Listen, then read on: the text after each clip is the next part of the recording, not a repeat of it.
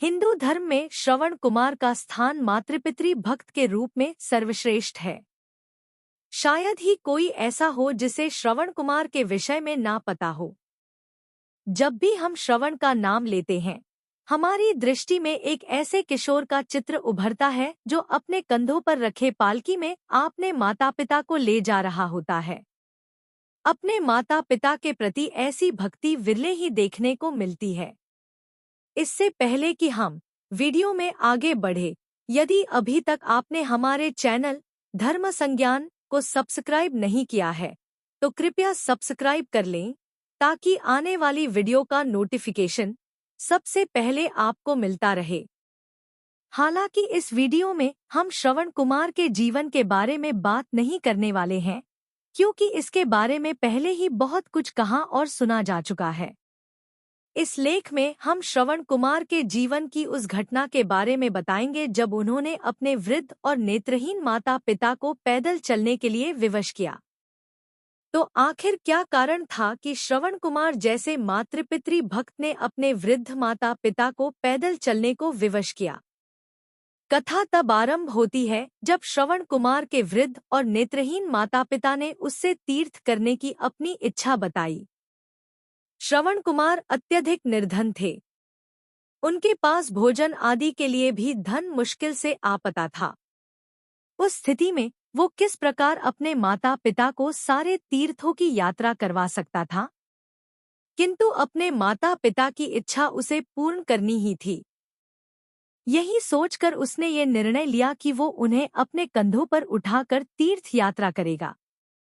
जब श्रवण कुमार ने अपने माता पिता को कंधे पर उठाकर तीर्थ यात्रा आरंभ की तो उसके इस कार्य से पूरे विश्व में उसकी प्रसिद्धि बहुत बढ़ी। श्रवण कुमार जिस भी नगर से गुजरते थे, लोग उनके दर्शनों के लिए इकट्ठे हो जाते थे। ऐसे ही भ्रमण करते हुए एक बार कुरुक्षेत्र की पवित्र भूमि पर पहुंचे। वहां अचानक एक ऐसी घटना घटी जिसने स्वयं श्रवण कुमार को भी आश्चर्यचकित कर दिया। कुरुक्षेत्र की भूमि पर पहुंचते ही श्रवण कुमार ने अचानक अपने माता पिता को पालकी से उतार दिया और उनसे कहा कि अब वो उन्हें अपने कंधों पर उठाकर चलने को सक्षम नहीं है, इसी कारण उन्हें आगे पैदल ही चलना होगा। ये सुनकर उसके पिता ने उससे पूछा कि क्या हम कुरुक्षेत्र पहुंच गए? तब श्रवण कुमार ने कहा, हाँ पिताश्री, हम कुरुक्षेत्र पहुंच गए हैं। ये सुनकर उसके माता पिता बिना कुछ बोले पालकी से उतर गए और पैदल ही श्रवण कुमार के पीछे चलने लगे। जैसे ही वे कुरुक्षेत्र की भूमि से बाहर निकले, श्रवण कुमार को अचानक एहसास हुआ कि उसके माता पिता पैदल चल रहे हैं। ये देखकर उन्हें अपार दुख हुआ और वे अपने माता पिता के चरणों में गिर पड़े। उन्होंने रोते हुए कहा, मुझसे पापी पुत्र कदाचित ही संसार में हो जिसने अपने वृद्ध माता पिता को इतने कठिन पथ पर पैदल चलने को विवश किया।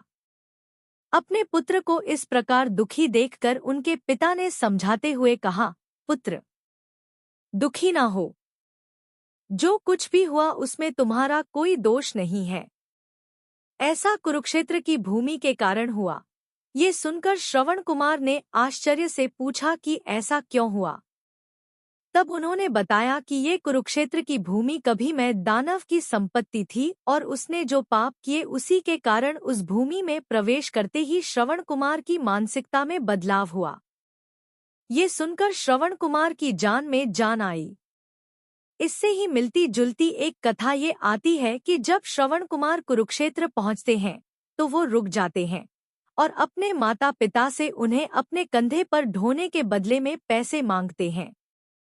तब उनके पिता उनसे पूछते हैं कि क्या कुरुक्षेत्र आ गया? जब श्रवण कुमार उन्हें बताते हैं कि वे कुरुक्षेत्र पहुंच चुके हैं, तब उनके पिता उनसे कहते हैं कि तुम हमें कुरुक्षेत्र की भूमि को पार करवा दो, उसके बाद हम तुम्हें पैसे दे देंगे। श्रवण कुमार उनकी बात मान लेते हैं और कुरुक्षेत्र की भूमि पार करते हैं। कुरुक्षेत्र से निकलते ही श्रवण कुमार को अपनी हरकत पर पश्चाताप होता है और वो अपने पिता से इसके बारे में पूछते हैं कि उन्होंने ऐसा क्यों किया। तब उसके पिता उसे बताते हैं कि मैं दानव द्वारा इस भूमि पर किए गए पाप के कारण ही उन्होंने उनसे पैसे मांगे। यदि आपको यह वीडियो पसंद आई हो तो कृपया कमेंट करें, लाइक करें और साथ ही वीडियो को आगे शेयर भी करें।